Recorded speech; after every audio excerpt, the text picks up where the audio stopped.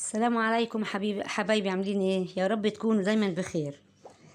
احنا بقى ان شاء الله هنعمل ايه؟ حبة شوربة عدس جمال جدا وبطريقة حلوة ويعني هتدفيكي بقى في الشتاء، واكلة ممتعة يعني بتأكل. يعني ايه الحاجات اللي هي طبعا دي الحاجات العادية دي بتأكل اكل جميل قوي قوي، وهتعجبك ان شاء الله، وبطريقة حلوة. كل المكونات عندك في البيت. وقبل بقى ما نبتدي الفيديو، اللي أول مرة يشوف القناة يخش يعمل اشتراك عشان يوصل له كل جديد ويفعل الجرس. ويلا بينا نسمي الله ونخش مع بعض نشوف المكونات والطريقة. أنا جبت نص كيلو عدس، أو أنت بقى جيبي الكمية اللي أنت عايزاها. طبعا غسلته كويس قوي وصفيته، وبعدين جبت حلة حطيتها على البوتاجاز وحطيت نصها مية. بعد بقى ما غليت المية نزلت عليها بإيه؟ بكوباية بنص كيلو العدس اللي هو إيه؟ اللي مغسول ومتصفي. وبعد كده ايه؟ قطعت بقى، قصدي جبت جزرتين، يعني دول بما يعادل جزرتين كبار، بس انا كنت مفرزاه في الفريزر وايه، بطلعهم كده زي ما انتم شايفينهم جامدين. حطيتهم برضو معاه، وحطيت حوالي 3 فصوص توم كبار، وبصلايه كبيره متقطعه كده اهو طرنشات. وجبت بقى كمان طماطمايه قطعتها كده مكعبات، وحطيتها كلها ايه مع العدس. هنديهم بقى التقليبه كده صغيره، وهنغطي الحله، يعني نواربها كده عشان اول ما بتغلي على نار عاليه بتلاقيها ايه؟ فارت.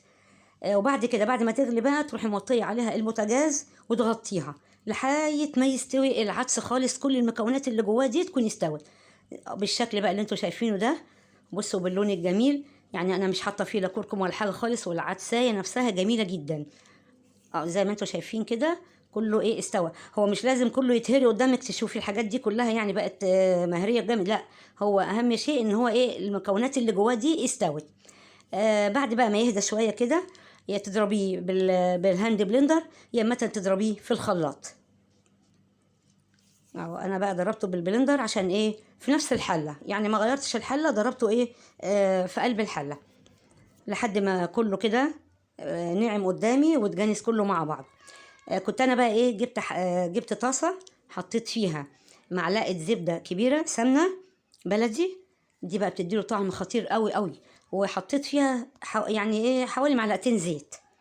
وكنت بقى مقطعه بصلايه كده رفيع، علشان ايه؟ تستوي معانا كده بسرعه، ما تبقاش كبيره.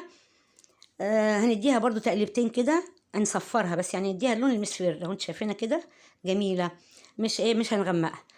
وجبت بقى كمان نص كوبايه شعريه، حطيتهم على ايه؟ على البصله ديت اللي هي اتشوحت. برضو الشعريه احنا بنشوحها ليه كده، او بنديها اللون المصفر علشان ما تنزلش على العدس وهي نيه تعجنه، فلازم ايه؟ نشوحها كده في السمنه والزيت. بنديها بقى تشويحتين اهو كده زي ما انتوا شايفين، بتديك اللون الذهبي الجميل كده. خلاص هننزل بقى بيهم على ايه؟ على حلة العدس. بعد كده جبت بقى اللي هي التوابل بقى اللي احنا بقى هنحطها مع بعض. او كده بعد ما قلبناه بقى كده نجيب التوابل. جبت معلقة ملح، وظبطي بقى ملحك اللي انت عايزاه على قد الكمية اللي انت عايزاها، ومعلقة فلفل اسمر، ومعلقة كمون برضو مطحون، ومعلقه سكر صغيره. ليه بقى المعلقه السكر دي؟ بتعادل ايه؟ الحموضه بتاعه العدس والطماطم والحاجات اللي فيه. هنقلبه تقليبتين لحد ما يديكي بقى ايه؟ بصي السمك ده. شوربه العدس دي ما بتبقاش تقيله، وهي لما بتتساب يعني شويه من بعد ما خلاص كده استوت بتتقل، فطعمها خطير وريحتها عايزه اقول لك جميله جدا.